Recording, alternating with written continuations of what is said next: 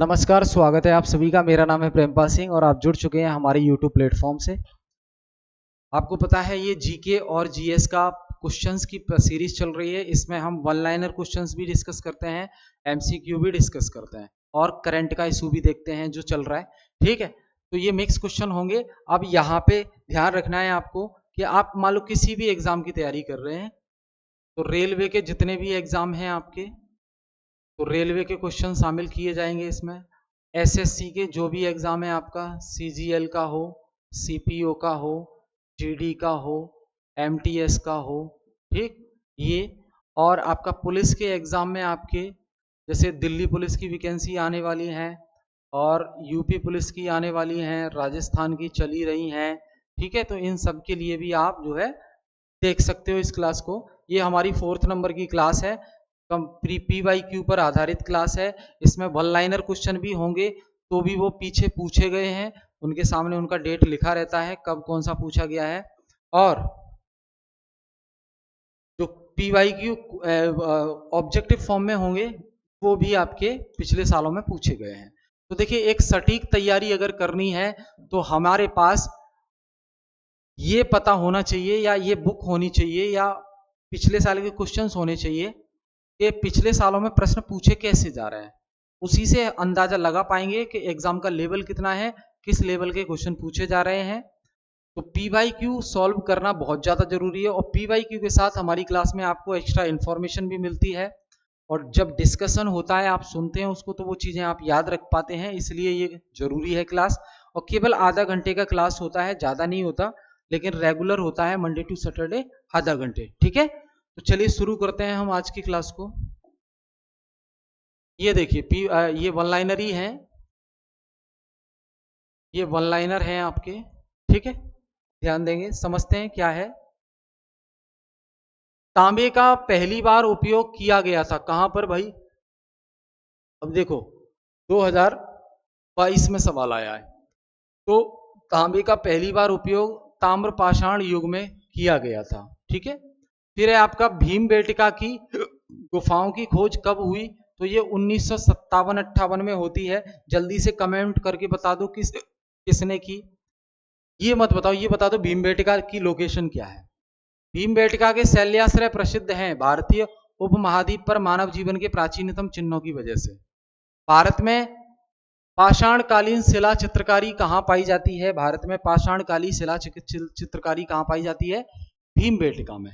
कहां पाई जाती है? भीमबेटका में। मानव गतिविधियों एवं सभ्यता के ऐतिहासिक कारण का कालानुक्रम क्या है? पुरापाषाण काल पहले आएगा, मध्य पाषाण काल उसके बाद आएगा, नव पाषाण काल उसके बाद आएगा। तो ये क्रम पूछा था कि पैलेलिथिक, मीजोलिथिक और नियोलिथिक। ठीक है, तो पाषाण का पुरापाषाण काल, मध्य पाषाण काल और नव पाषाण काल, ये आपका रेलवे में 2021 में पूछा है। मध्य पाषाणिक स्थलों को भौगोलिक दृष्टि से पश्चिम से पूर्व की क्रम में लिखो। तो ये महदहा, लेखाइया, पेसरा और बीरभानपुर, ये आरओ के एग्जाम में आया था। वह स्थल जहां से प्राचीनतम स्थायी जीवन के प्रमाण मिलते हैं, वो स्थल कौन सा है जहां पर प्राचीनतम जीवन के प्रूफ मिलते हैं, प्रमाण मिलते हैं? तो वो मेहरगढ़ है। कहां है? मेहरगढ़। गंगा घाटी में धान की खेती का प्राचीनतम प्रमाण कहां मिला है?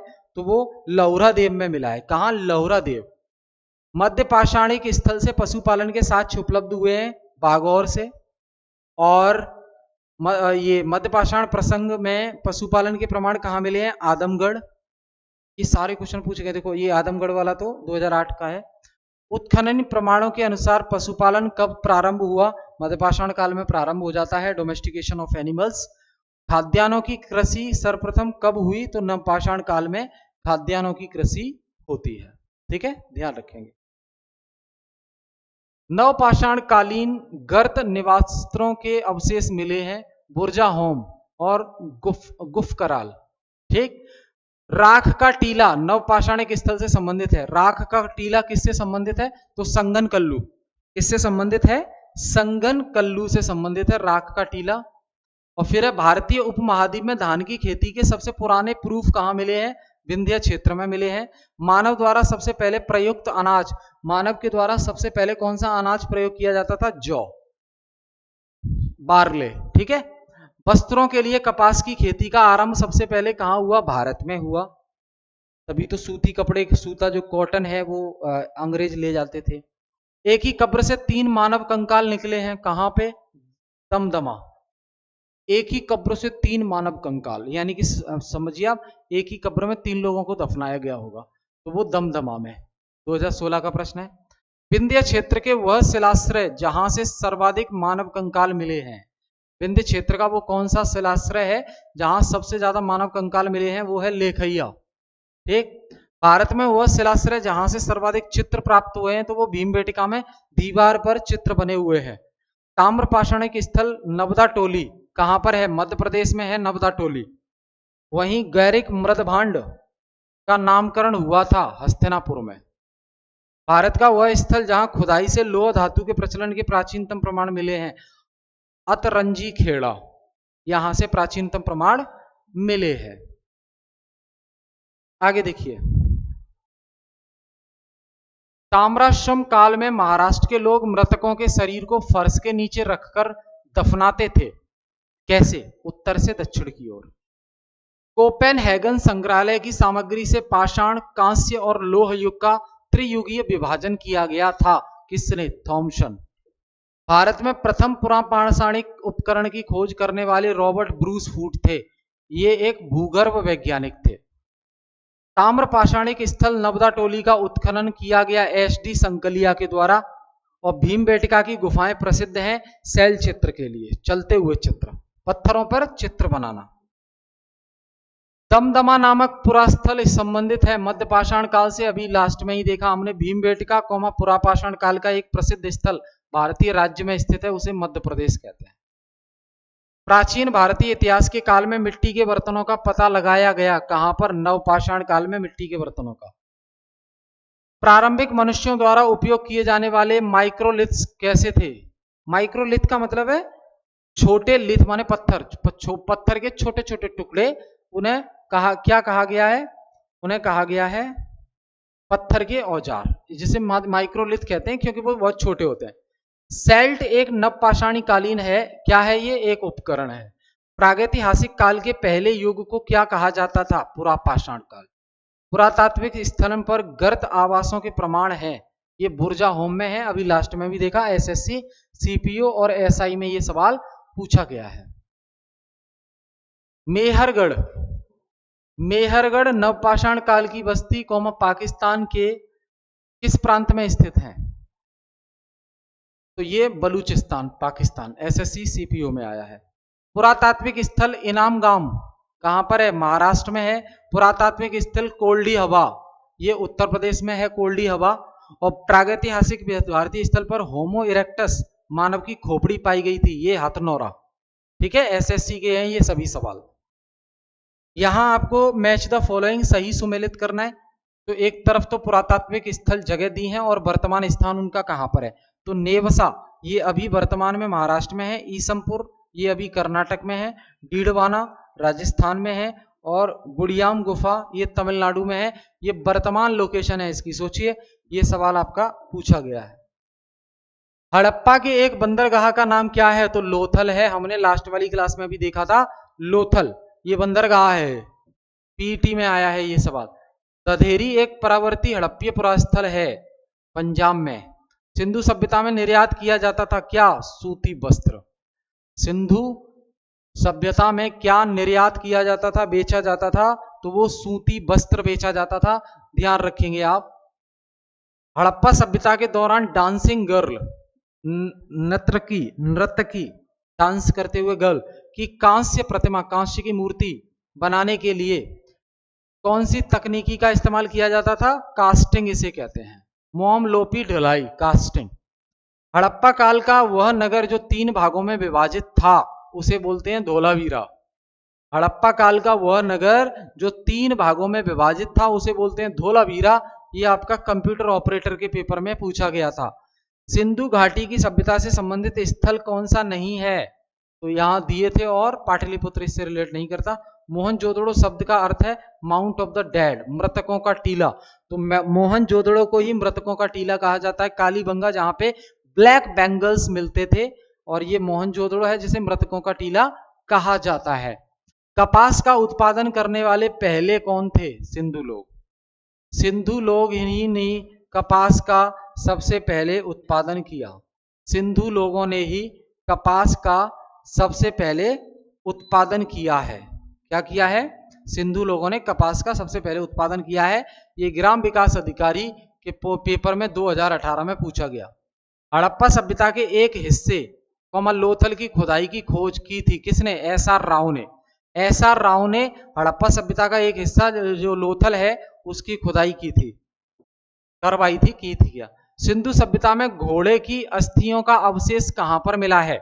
रिमेन्स ऑफ हॉर्स, घोड़े की अस्थियों के अवशेष ये सुरकोटड़ा में मिले हैं। कहां मिला है? सुरकोटड़ा, ध्यान रखेंगे। सिंधु घाटी सभ्यता के समय में शिल्प निर्माण के लिए सीप प्राप्त किए जाते थे। ये सीप कहां से आते थे? नागेश्वर से आते थे। कहां से आते थे सीप? नागेश्वर से आते थे। सिंधु घाटी सभ्यता का एक स्थल है जो पंजाब भारत में स्थित है, वो कौन सा है? वो रोपड़ है। सिंधु घाटी सभ्यता का एक स्थल है वो है रोपड़। ये रोपड़ स्थल जो भारत का पंजाब है उसमें स्थित है। पाकिस्तान के पास भी एक पंजाब है, लेकिन भारत के पास जो पंजाब है उसमें स्थित है ये रोपड़। आरआरबी एनटीपीसी का सवाल है ये। हड़प्पा की अधिकांश मानक मुहरें नामक एक प्रकार के मुलायम पत्थर से बनी होती थी जो 2x2 विमा के साथ वर्गाकार आकृति का होता था तथा इसका उपयोग व्यवसायिक उद्देश्यों के लिए किया जाता था। तो ये इसे बोलेंगे क्या? स्टीयटाइट। क्या बोलेंगे? ये मोहरें स्टीयटाइट नामक एक प्रकार के मुलायम पत्थर से बनी होती थी। धौलावीरा कहाँ है? गुजरात में है जी, ये हमने देख लिया। धौलावीरा कहाँ है? गुजरात में है। और धौलावीरा एक पुरातात्विक स्थान है। किस समय अवधि से जुड़ा है? ये सिंधु घाटी सभ्यता से जुड़ा है। मोहनजोदड़ो में पाया गया विशाल स्नान घर यानी कि द ग्रेट बॉथ, ये कैसा था? ये आयताकार टैंक है। वर्ष 1920-21 के आसपास नदी के किनारे खुदाई के दौरान हड़प्पा शहर मिला था। किस नदी के आसपास खुदाई करने से हड़प्पा शहर मिला था? रावी नदी के पास। ठीक है, तो ये रावी नदी याद रखना है। मोहनजोदड़ो कहां पर है? सिंध में है।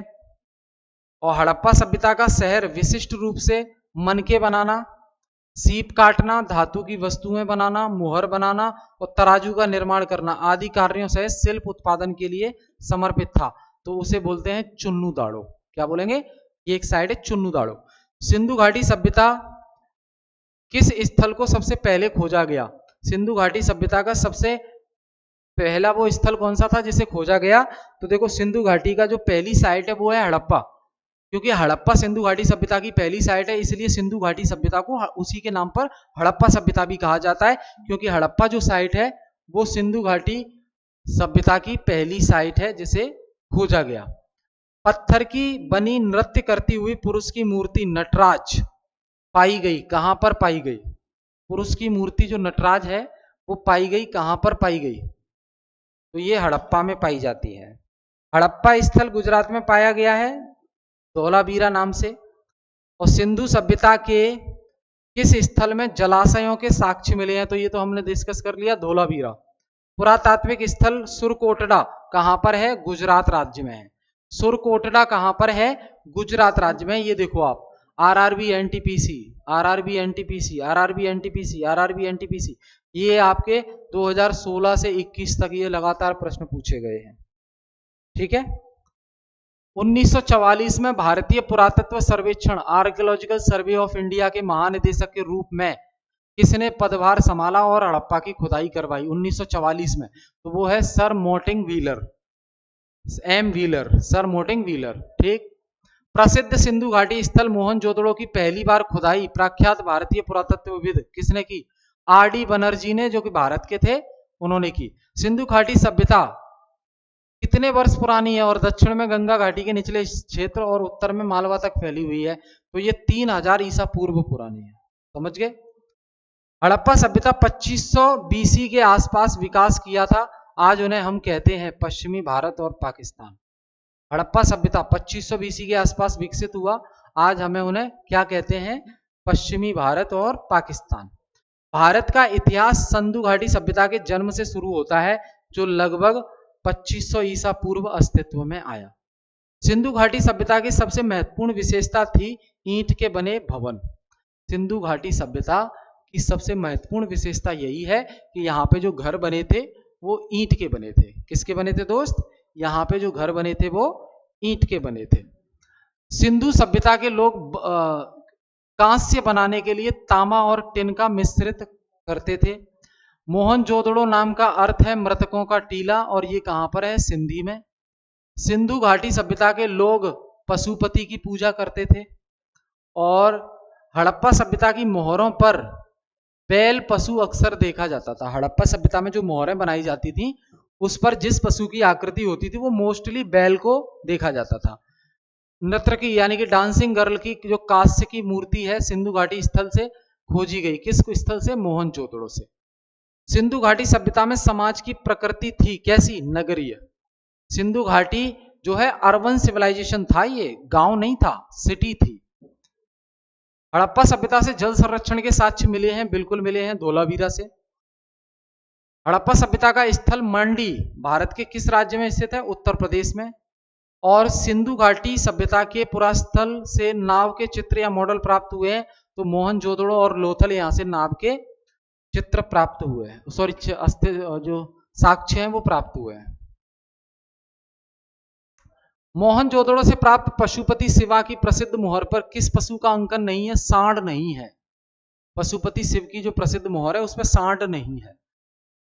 हाथी दांत का पैमाना हड़प्पीय संदर्भ में मिला है, लोथल से मिला है जी। सिंधु सभ्यता शब्द का प्रयोग सर्वप्रथम किसने किया? सर जॉन मार्शल ने। और सिंधु सभ्यता से संबंधित केंद्र जो उत्तर प्रदेश में स्थित है उसे बोलते हैं आलमगीरपुर और हुलास। हड़प्पा सभ्यता स्थल लोथल कहां पर है? गुजरात में है। कई बार देख चुके, बार बार वही क्वेश्चन आते हैं। भारत का सबसे बड़ा हड़प्पन पुरास्थल कहां है? राखीगढ़ी है। और मूर्ति पूजा का आरंभ माना जाता है पूर्व आर्य से, जो प्री आर्यन आए थे। हड़प्पा संस्कृति की जानकारी का प्रमुख स्रोत हमारे पास है पुरातात्विक खुदाई। जो खुदाई हमने की है उसी वही सोर्स है, उसी से हमें पता लगा है। ठीक है।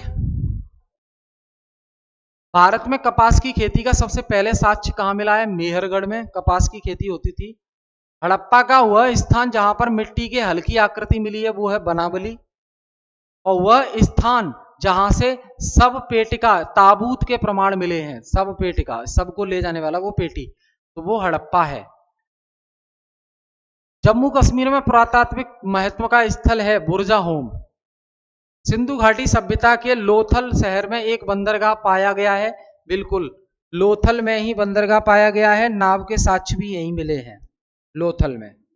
सिंधु घाटी सभ्यता के मोहनजोदड़ो स्थल में द ग्रेट बौथ मिला है।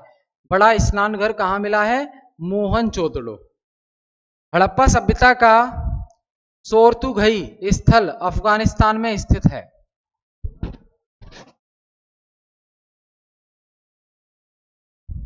मोहनजोदड़ो में मिले महान स्नान घर को प्राकृतिक चारकोल की परत चढ़ाकर जलरोधी बनाया गया है। ठीक है, प्राकृतिक चारकोल।